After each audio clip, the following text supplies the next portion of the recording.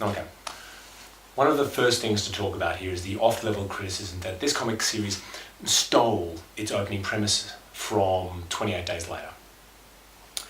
The facts are that 28 Days Later was released in the UK in November 2002 and in the United States in June 2003. Robert Kirkman's first issue of the Walking Dead comic series was released in October 2003. Kirkman himself has stated that he didn't see the UK film until he was already working on the second issue of the comic.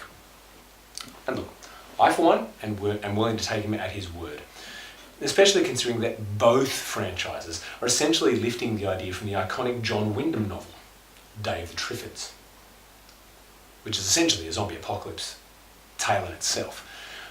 Having a hero wake up in hospital is not an unusual trope, not a unique trope at least, and it's transparently convenient when you want to tell a post-apocalyptic tale rather than a tale of an actual apocalypse in action.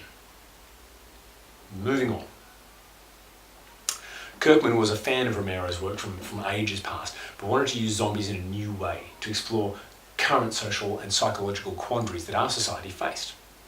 And in doing so, rapidly cemented his title as one of the most socially relevant series in modern comic books, and a worthy comrade in Romero, Wright and Pegg's band of apocalyptic social justice warriors. Kirkman leverages the same idea that Shaun of the Dead does, but in a much slower and more nuanced way. I know it sounds odd because it's so much more gory, but it's a drama. Keeping well away from the self-aware comedy and instead slowly painting for us a bleak and believable world where the concerns and struggles of our protagonists turn out to be ultimately indistinguishable from the merciless grind of our own daily lives. As a theme, Kirkman keeps it just below the surface. It comes to the top only in the odd occasion or as an appropriate arc climax statement, most notably at the end of the second year of the comic's run. It's a thoroughly bleak, wonderfully crafted and standalone classic in both its medium and genre.